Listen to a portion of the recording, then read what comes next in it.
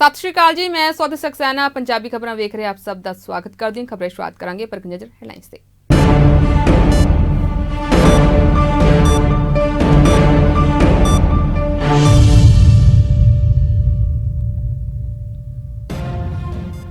ਅੱਜ ਪ੍ਰਧਾਨਮੰਤਰੀ ਮੋਦੀ ਨੇ ਦੇਸ਼ਵਾਸੀਆਂ ਨਾਲ ਕੀਤੀ ਮਨ ਕੀ ਬਾਤ। ਕਿਹਾ ਮਹਾਮਾਰੀ ਸੰਕਟ ਦੇ ਚੱਲਦਿਆਂ ਲਏ ਗਏ ਕਈ ਇਤਿਹਾਸਿਕ ਫੈਸਲੇ। ਲਦਾਖ ਵਿੱਚ ਸ਼ਹੀਦ ਹੋਏ ਸ਼ਹੀਦਾਂ ਦੀ ਸ਼ਹਾਦਤ ਨੂੰ ਕੀਤਾ ਨਮਨ। ਸਾਡੀ ਜ਼ਮੀਨ ਤੇ ਅੱਖ ਚੁੱਕ ਕੇ ਵੇਖਣ ਵਾਲਿਆਂ ਨੂੰ ਭਾਰਤ ਦੇਣਾ ਚਾਹੁੰਦਾ ਜਵਾਬ। देश में महामारी का कहर जारी। एक दिन में 19,000 तो वधेरे लोग पीड़ित। देश में हुण तक कुल 5,28,859 लोग हुए महामारी के शिकार। देश में अनलॉक 2 की तैयारी। 1 जुलाई तो अनलॉक 2 की होगी शुरुआत। सारियां दियां नज़रां अनलॉक 1 की समाप्ति 30 जून ते टिकी।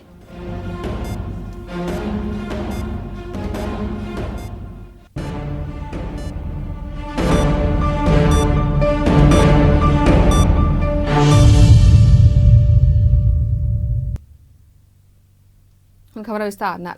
प्रधानमंत्री मोदी आज देशवासी नाल मन की बात प्रोग्राम जरिए देश ਨੂੰ ਸੰਬੋਧਿਤ ਕੀਤਾ। प्रधानमंत्री मोदी ने अपने संबोधन की शुरुआत महामारी की आफत तो की। उन्होंने कहा कि लोग चर्चा कर रहे हैं कि आखिर यह साल कदों लंघेगा।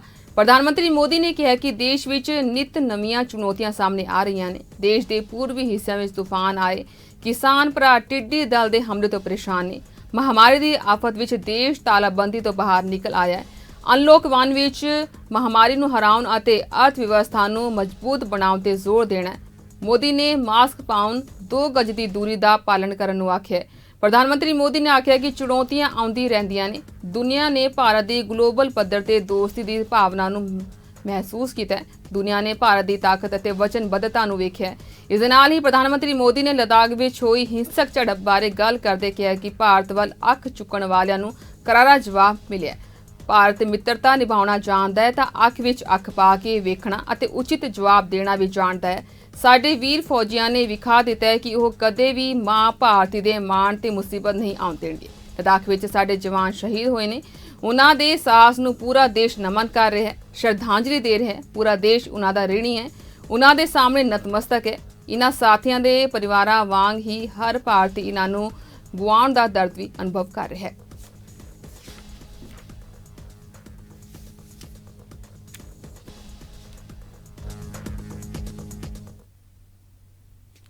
ਭਾਰਤ ਵਿੱਚ ਮਹਾਮਾਰੀ ਦਾ ਕਹਿਰ ਲਗਾਤਾਰ ਜਾਰੀ ਹੈ। ਮਹਾਮਾਰੀ ਦੇ ਮਾਮਲੇ ਵਿੱਚ ਲਗਾਤਾਰ ਤੇਜ਼ੀ ਵੇਖਣ ਨੂੰ ਮਿਲ ਰਹੀ ਹੈ। ਸਿਹਤ ਮੰਤਰਾਲੇ ਦੇ ਅੱਜ ਦੇ ਜਾਰੀ ਅੰਕੜਿਆਂ ਮੁਤਾਬਕ ਦੇਸ਼ ਵਿੱਚ ਹੁਣ ਤੱਕ ਕੁੱਲ 5,28,859 ਲੋਕ ਪੀੜਿਤ ਪਾਏ ਗਏ ਨੇ।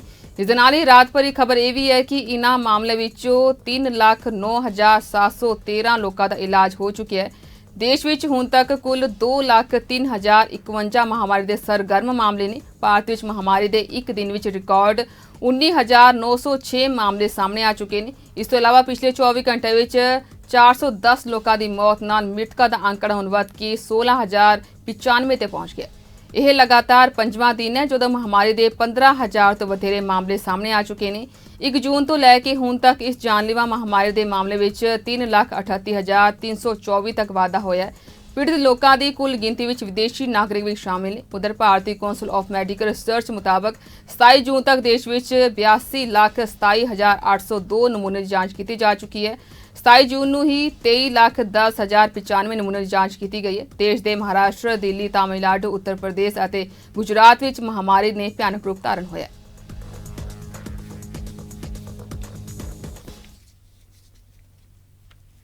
उधर पंजाब में महामारी का कहर जारी है, जिथे हुण फिरोजपुर जिले अंदर महामारी वालों पसारे जा रहे पैर दौरान अज 3 होर पॉजिटिव रिपोर्ट सामने आईयां ने।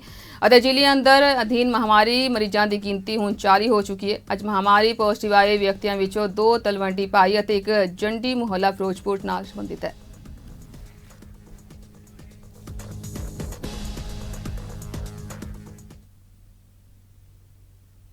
पातड़ा सब डिवीजन अंदर महामारी बीमारी अपने पैर पसारती ही जा रही है, जिस कारण पीड़ित मरीजों की सूची लंबी होंदी जा रही है। इस लड़ी के तहत शहर के जाखल रोड ते एक पलाई फैक्ट्री में काम करने वाले मजदूर का टैसट करन ते उसकी रिपोर्ट पॉजिटिव पाई गई है।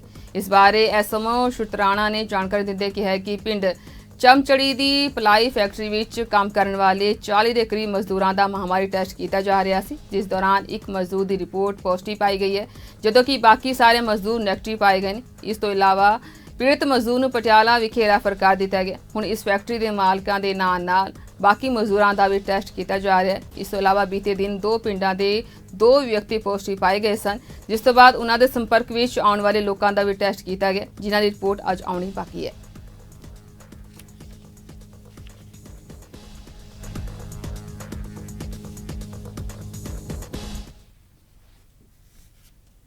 ਉਤੇ ਜ਼ਿਲ੍ਹਾ ਮੋਹਾਲੀ ਅੰਦਰ ਅੱਜ 6 ਹੋਰ ਨਵੇਂ ਮਹਾਮਾਰੀ ਪੀੜਤ ਦੀ ਪੁਸ਼ਟੀ ਕੀਤੀ ਗਈ ਹੈ। ਅੱਜ ਦੇ 6 ਨਵੇਂ ਮਾਮਲਿਆਂ ਸਾਹਮਣੇ ਆਉਣ ਨਾਲ ਕੁੱਲ ਗਿਣਤੀ 252 ਤੇ ਪਹੁੰਚ ਗਈ ਹੈ। ਇਸ ਸੰਬੰਧੀ ਪੁਸ਼ਟੀ ਕਰਦਿਆਂ civil surgeon doctor Manjit Singh ਨੇ ਦੱਸਿਆ ਕਿ ਅੱਜ ਆਏ ਮਹਾਮਾਰੀ ਮਰੀਜ਼ਾਂ ਵਿੱਚ ਨੇਹਾ ਨਾਂ ਦੀ 50 ਸਾਲਾ ਔਰਤ, 24 ਸਾਲਾ ਨੀਲੇਸ਼, 82 ਸਾਲਾ ਗੁਰਦੇਵ ਸਿੰਘ ਅਤੇ 40 ਸਾਲਾ ਹਰਕਿਰਤ ਸਿੰਘ ਗਿਲੋਕੀ ਹਾਈਟਸ ਖਰੜ ਵਜੋਂ ਹੋਈ ਹੈ, ਜੋ ਕਿ ਪਹਿਲਾਂ ਤੋਂ ਮਹਾਮਾਰੀ ਪੀੜਤ ਮਰੀਜ਼ ਦੇ ਸੰਪਰਕ ਵਿੱਚ ਸਨ। ਇਸ ਤੋਂ ਇਲਾਵਾ 61 ਸਾਲਾ ਰਮੇਸ਼ ਕੁਮਾਰ ਮਾਇਆ ਗਾਰਡਨ ਜੀਰਕਪੁਰ ਅਤੇ 57 ਸਾਲਾ ਦਿਲਜੀਤ ਕੌਰ ਸੈਕਟਰ 71 ਮੁਹੱਲਾ ਵਿੱਚ ਸ਼ਾਮਿਲ ਨੇ। ਹੁਣ ਤੱਕ ਜ਼ਿਲ੍ਹੇ ਵਿੱਚ ਕੁੱਲ 252 ਮਹਾਮਾਰੀ ਪੀੜਤ ਆ ਚੁੱਕੇ ਨੇ, ਜਿਨ੍ਹਾਂ ਵਿੱਚ 191 ਠੀਕ ਵੀ ਹੋ ਚੁੱਕੇ ਨੇ ਅਤੇ ਜ਼ਿਲ੍ਹੇ ਅੰਦਰ ਹੁਣ 58 ਮਾਮਲੇ ਹੀ ਐਕਟਿਵ ਰਹਿ ਗਏ ਨੇ।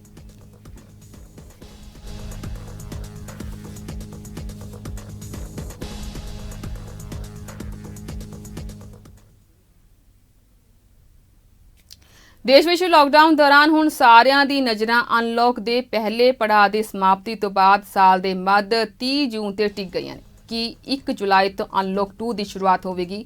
ਲੋਕਾਂ ਦੇ ਮਨ ਵਿੱਚ ਇਹ ਸਵਾਲ ਇਸ ਲਈ ਵਾਰ-ਵਾਰ ਆ ਰਿਹਾ ਹੈ ਕਿਉਂਕਿ ਮੌਜੂਦਾ ਅਨਲੌਕ 1 ਦਰਮਿਆਨ 4 ਸੂਬਿਆਂ ਨੇ ਤਾਲਾਬੰਦੀ ਦਾ ਲਗਾਤਾਰ ਐਲਾਨ ਕੀਤਾ ਹੈ। ਪੱਛਮੀ ਬੰਗਾਲ ਸਰਕਾਰ ਜੁਲਾਈ ਦੇ ਅੰਤ ਤੱਕ ਪ੍ਰਦੇਸ਼ ਵਿਆਪੀ ਲਾਕਡਾਊਨ ਦਾ ਐਲਾਨ ਕਰ ਚੁੱਕੀ ਹੈ। ਤਾਮਿਲਨਾਡੂ ਵਿੱਚ ਚੇਨਈ ਮਹਾਨਗਰ ਅਤੇ ਇਸ ਨਾਲ ਲੱਗਦੇ ਇਲਾਕਿਆਂ ਅਤੇ ਅਸਾਮ ਦੇ ਗੁਹਾਟੀ ਵਿੱਚ ਉੱਥੋਂ ਦੀਆਂ ਸਰਕਾਰਾਂ ਨੇ ਵੀਰਵਾਰ ਤੋਂ 2 ਹਫ਼ਤਿਆਂ ਦੀ ਤਾਲਾਬੰਦੀ ਦਾ ਐਲਾਨ ਕੀਤਾ ਹੈ। ਝਾਰਖੰਡ ਸਰਕਾਰ ਨੇ ਵੀ ਸ਼ਨੀਵਾਰ ਨੂੰ ਆਪਣੇ ਇੱਥੇ 31 ਜੁਲਾਈ ਤੱਕ ਤਾਲਾਬੰਦੀ ਦਾ ਐਲਾਨ ਕੀਤਾ ਹੈ। ਇਸ ਵਿੱਚ ਕੌਮਾਂਤਰੀ ਮੁਦਰਾ ਫੰਡ ਨੇ 2020-21 ਵਿੱਚ ਭਾਰਤ ਦੀ ਆਰਥਿਕ ਭਵਿੱਖਬਾਣੀ ਵਿੱਚ ਦੇਸ਼ ਦੀ ਕੁੱਲ ਆਮਦਨੀ ਪ੍ਰਾਪਤੀ ਵਿੱਚ 4.5% ਦੀ ਗਿਰਾਵਟ ਦਾ ਹਵਾਲਾ ਦਿੰਦੇ ਹੋਇਆਂ ਮਹਾਰਾ ਨੇ ਕਿਹਾ ਕਿ ਅਸੀਂ 4 ਦਹਾਕਿਆਂ ਵਿੱਚ ਪਹਿਲੀ ਵਾਰ ਜ਼ਬਰਦਸਤ ਮੰਦੀ ਵੱਲ ਵਧ ਰਹੇ ਹਾਂ ਅਤੇ ਇਹ ਬਹੁਤ ਜ਼ਿਆਦਾ ਨੁਕਸਾਨਦੇਹ ਹੈ। ਉਨ੍ਹਾਂ ਕਿਹਾ ਕਿ ਇਸ ਸਥਿਤੀ ਨੂੰ ਸੂਬਿਆਂ ਨੂੰ ਮਹਾਮਾਰੀ ਤੇ ਕੰਟਰੋਲ ਕਰਨ ਲਈ ਵਾਰ-ਵਾਰ ਤਾਲਾਬੰਦੀ ਕੀਤੇ ਜਾਣ ਨੂੰ ਟਾਲਣਾ ਚਾਹੀਦਾ ਹੈ।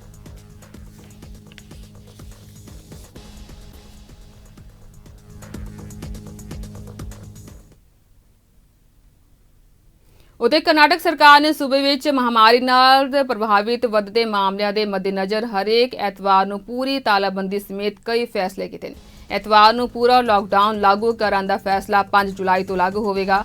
ਅਧਿਕਾਰਿਕ ਜਾਣਕਾਰੀ ਮੁਤਾਬਕ ਸਰਕਾਰ ਨੇ ਸੋਮਵਾਰ ਦੀ ਰਾਤ 8 ਵਜੇ ਤੋਂ ਸਵੇਰੇ 5 ਵਜੇ ਤੱਕ ਰਾਤ ਦਾ ਕਰਫਿਊ ਲਗਾਉਣ ਦਾ ਫੈਸਲਾ ਕੀਤਾ। ਸੂਬੇ ਵਿੱਚ ਮਹਾਮਾਰੀ ਮਰੀਜ਼ਾਂ ਦੀ ਗਿਣਤੀ ਵਧਣ ਦੇ ਮੱਦੇਨਜ਼ਰ ਸਖਤ ਲਾਕਡਾਊਨ ਮੰਗ ਵਿਚਕਾਰ ਮੁੱਖ ਮੰਤਰੀ ਯੇਦੂਰੱਪਾ ਦੀ ਪ੍ਰਧਾਨਗੀ ਹੇਠ ਮੰਤਰੀਆਂ ਅਤੇ ਅਧਿਕਾਰੀਆਂ ਨਾਲ ਹੋਈ ਬੈਠਕ ਵਿੱਚ ਇਹ ਫੈਸਲਾ ਕੀਤਾ ਗਿਆ ਹੈ। ਇਸ ਵਿੱਚ ਕਿਹਾ ਗਿਆ ਹੈ ਕਿ 5 ਜੁਲਾਈ 2020 ਤੋਂ ਹਰ ਐਤਵਾਰ ਨੂੰ ਪੂਰਾ ਲਾਕਡਾਊਨ ਹੋਵੇਗਾ। ਇਸ ਦਿਨ ਜ਼ਰੂਰੀ ਸੇਵਾਵਾਂ ਤੇ ਸਪਲਾਈ ਦੇ ਇਲਾਵਾ ਕਿਸੇ ਹੋਰ ਗਤੀਵਿਧੀਆਂ ਦੀ ਆਗਿਆ ਨਹੀਂ ਦਿੱਤੀ ਜਾਵੇਗੀ। 10 ਜੁਲਾਈ ਤੋਂ ਦੂਸਰੇ ਅਤੇ ਚੌਥੇ ਸ਼ਨੀਵਾਰ ਦੀ ਥਾਂ ਹਰ ਸ਼ਨੀਵਾਰ ਨੂੰ ਸਾਰੇ ਸਰਕਾਰੀ ਦਫ਼ਤਰ ਬੰਦ ਰਹਿਣਗੇ।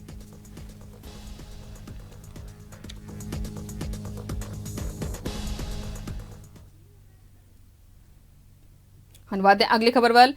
LAC ਤੇ ਚੀਨੀ ਲੜਾਕੂ ਜਹਾਜ਼ਾਂ ਤੇ ਹੈਲੀਕਾਪਟਰਾਂ ਦੀਆਂ ਵਧਦੀਆਂ ਗਤੀਵਿਧੀਆਂ ਦੇ ਮੱਦੇਨਜ਼ਰ ਭਾਰਤ ਨੇ ਪੂਰਬ ਲੱਦਾਖ ਵਿੱਚ ਧਰਤੀ ਤੋਂ ਹਵਾ ਵਿੱਚ ਮਾਰ ਕਰ ਸਕਣ ਦੇ ਸਮਰੱਥ ਮਿਜ਼ਾਈਲ ਪ੍ਰਣਾਲੀ ਤਾਇਨਾਤ ਕਰ ਦਿੱਤੀ ਹੈ। ਇਸ ਪ੍ਰਣਾਲੀ ਵਿੱਚ ਆਕਾਸ਼ ਮਿਜ਼ਾਈਲ ਸ਼ਾਮਿਲ ਹੈ ਜੋ ਕਿਸੇ ਵੀ ਗੁਸਤਾਖੀ ਤੇ ਚੀਨੀ ਜਹਾਜ਼ਾਂ ਨੂੰ ਪਲਕ ਝਪਕਦਿਆਂ ਤਬਾਹ ਕਰਨ ਦੇ ਸਮਰੱਥ ਹੈ। ਭਾਰਤੀ ਫੌਜ ਵੱਲੋਂ ਚੀਨ ਨਾਲ ਲੱਗਦੀ 3488 ਕਿਵੀ ਲੰਬੀ ਸਰਹੱਦ ਤੇ ਫੌਜ ਦੇ ਨਾਲ ਲਾਧੂ ਲੜਾਕੂ ਸਮੱਗਰੀ ਪਹੁੰਚਾਈ ਹੈ। ਸੂਤਰਾਂ ਅਨੁਸਾਰ ਭਾਰਤੀ ਫੌਜ ਵੱਲੋਂ ਪੂਰਬੀ ਲੱਦਾਖ ਖੇਤਰ ਵਿੱਚ 3 ਹੋਰ ਡਿਵੀਜ਼ਨਾਂ ਵੀ ਤਾਇਨਾਤ ਕੀਤੀ ਗਈਆਂ ਨੇ ਤਾਂ ਜੋ ਅਸਲ ਕੰਟਰੋਲ ਰੇਖਾ ਤੇ ਆਪਣੀ ਸਥਿਤੀ ਮਜ਼ਬੂਤ ਕੀਤੀ ਜਾ ਸਕੇ। ਭਾਰਤ ਦੇ ਇੱਕ ਸੀਨੀਅਰ ਫੌਜੀ ਅਧਿਕਾਰੀ ਮੁਤਾਬਕ ਚੀਨ ਮਗਰੋਂ ਭਾਰਤ ਨੇ ਤਾਇਨਾਤ ਕੀਤੀ ਹੈ। ਇਸ ਤੋਂ ਇਲਾਵਾ ਭਾਰਤੀ ਜਲ ਸੈਨਾ ਅਤੇ ਭਾਰਤੀ ਹਵਾਈ ਸੈਨਾ ਨੂੰ ਵੀ ਅਲਰਟ ਤੇ ਰੱਖਿਆ ਗਿਆ ਹੈ।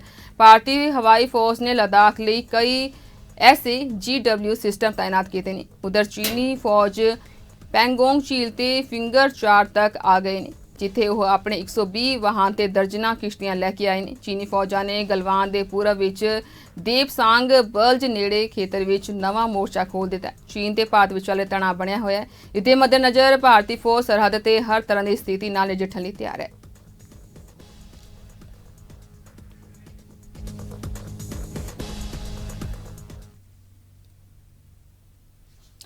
उधर उत्तर प्रदेश के मुख्यमंत्री योगी आदित्यनाथ ने बलरामपुर जिले की कानून व्यवस्था की समीक्षा करते हुए कहा है कि जिले की नेपाल सरहद ते सख्त निगरानी रखी जाए।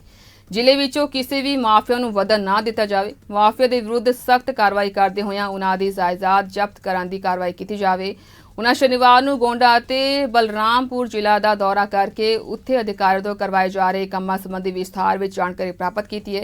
एक सरकारी बयान मुताबक मुख्यमंत्री ने गोंडा के एलिगन चरसड़ी तटबंध के संवेदनशील स्थान बांस गांव ते हो रहे हड़ कारजां दा हवाई अते सतली निरीक्षण किया। उन्हां संबंधित कारजां दा सोध पूरा कराउण दे निर्देश जारी किए हैं। इस दे नाल ही हड़ां तो बचाव के काम भी तेजी नाल चल रहे हैं। मुख्यमंत्री योगी ने घाघरा नदी विच करवाए जा रहे डरी जिंग कारज के संबंध में भी जानकारी हासिल की है।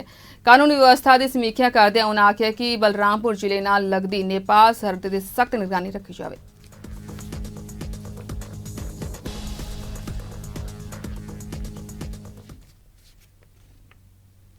हनवादे पंजाब वल जिला श्री मुक्तसर साहिब विच वध रहे महामारी मरीजों की गिनती नूं लैके प्रशासन पूरी तरह सख्त है। जिस तहत अज जिला श्री मुक्तसर साहिब के डिप्टी कमिश्नर ने लोट विच एक्टिव मरीजों कारण सील किए गए इलाकों का दौरा किया है। उपमंडल मैजिस्ट्रेट वालों तीसरे वीकेंड लॉकडाउन दौरान बाजारों का दौरा किया गया।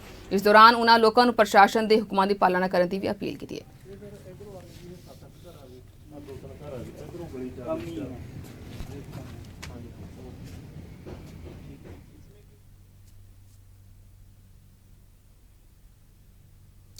महामारी के फैलाव नूं रोकण लई लगाईआं गईआं पाबंदी के बावजूद शाहपुर कंडी डैम प्रोजैक्ट नूं समय सिर मुकम्मल करन लई जल स्रोत विभाग पंजाब जंगी पद्धर उत्ते काम कर रहा है अते मुख डैम का हुण तक 45% काम पूरा कर लिता गया। जानकारी दिंदिआं पंजाब के जल स्रोत मंत्री सुखबिंदर सिंह सरकारिया ने दस्सिआ कि महामारी नूं रोकण लई लगाए गए देशव्यापी लॉकडाउन कारण सारे विकास कार्य रुक गए सन। महामारी तो बचाव संबंधी मिशन फतेह तहत दस्से सारे सुरक्षा उपावां नूं यकीनी बनाउंदे होइआं जल स्रोत विभाग ने 29 अप्रैल 2020 नूं शाहपुर कंडी डैम प्रोजैक्ट का निर्माण कार्य मुड़ शुरू किया। हुण इस प्रोजैक्ट का काम जंगी पद्धर ते चल रहा है। मेन डैम का 45% काम पूरा किया जा चुका है। दस दें कि पंजाब के जल स्रोत मंत्री सुखबिंदर सिंह सरकारिया पठानकोट विखे जल स्रोत विभाग वालों बनाए जा रहे शाहपुर कंडी डैम प्रोजैक्ट का निर्माण कार्य का जायजा करने लई पहुंचे सन। इस तो बाद उन्हां वालों रणजीत सागर डैम अधिकारी नाल रावी सदन रेस्ट हाउस विखे एक विशेष मीटिंग भी की गई। उन्होंने दस्सिआ कि इस प्रोजैक्ट विच अगस्त 2023 तक बिजली उत्पादन शुरू होने की आस है। इस नाल राज विच सिंचाई प्रणाली और वातावरण पक्षी बिजली उत्पादन विच होर सुधार आवेगा।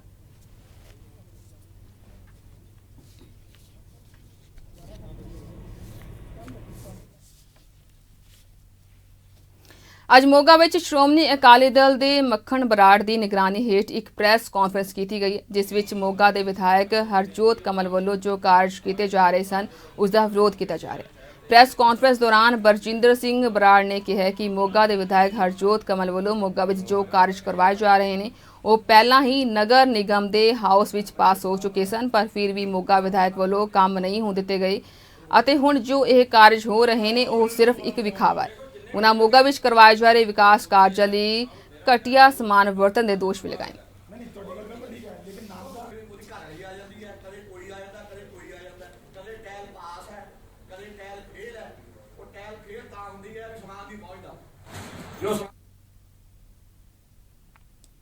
रायकोट जोधा लुधियाना रोड ते स्थित पिंड डपी दे नहर पुल तो पिंड गुजरवाल के नजदीक एक 46 साला व्यक्ति वालों नहर में छाल मार के खुदकुशी करने का समाचार प्राप्त होया। इस संबंधी पत्रकारों को जानकारी दिंदिआं जांच अधिकारी पुलिस थाना जोधा के ASI गुरजीत सिंह ने दस्सिआ कि पिंड गुजरवाल के वसनीक जगतार सिंह ने किसी मानसिक परेशानी के चलदिआं नहर में छाल मार दी। ਜਿਸ ਦਾ ਪਤਾ ਲੱਗਣ ਤੇ ਵੱਡੀ ਗਿਣਤੀ ਵਿੱਚ ਪੁਲਿਸ ਫੋਰਸ, ਪਰਿਵਾਰਕ ਮੈਂਬਰਾਂ ਅਤੇ ਪਿੰਡ ਵਾਸੀ ਨੇ ਘਟਨਾ ਸਥਾਨ ਤੇ ਪਹੁੰਚ ਕੇ ਲਾਸ਼ ਦੀ ਭਾਲ ਸ਼ੁਰੂ ਕਰ ਦਿੱਤੀ, ਜਿਸ ਦੌਰਾਨ ਜੋਧਾ ਪੁਲਿਸ ਵੱਲੋਂ ਲਾਸ਼ ਦੀ ਭਾਲ ਲਈ ਗੋਤਾਖੋਰਾਂ ਦੀ ਮਦਦ ਲਿੱਤੀ ਜਾ ਰਹੀ ਹੈ। ਪ੍ਰਾਪਤ ਜਾਣਕਾਰੀ ਅਨੁਸਾਰ ਮ੍ਰਿਤਕ ਜਗਤਾਰ ਸਿੰਘ ਉਰਫ ਤਾਰੀ ਖੇਤੀਬਾੜੀ ਤੋਂ ਇਲਾਵਾ ਟਰਾਂਸਪੋਰਟ ਮਿਨੀ ਬੱਸਾਂ ਦਾ ਕੰਮ ਵੀ ਕਰ ਰਿਹਾ ਸੀ, ਪਰ ਪਿਛਲੇ ਕੁਝ ਦਿਨਾਂ ਤੋਂ ਮਾਨਸਿਕ ਤੌਰ ਤੇ ਪਰੇਸ਼ਾਨ ਚੱਲ ਰਿਹਾ ਸੀ ਅਤੇ ਉਸੇ ਮਾਨਸਿਕ ਪਰੇਸ਼ਾਨੀ ਦੇ ਚੱਲਦਿਆਂ ਨਹਿਰ ਵਿੱਚ ਛਾਲ ਮਾਰ ਕੇ ਖੁਦਕੁਸ਼ੀ ਕਰ ਲਈ ਹੈ। ਮ੍ਰਿਤਕ ਆਪਣੇ ਪਿੱਛੇ ਪਤਨੀ ਅਤੇ 2 ਬੱਚੇ ਛੱਡ ਗਿਆ।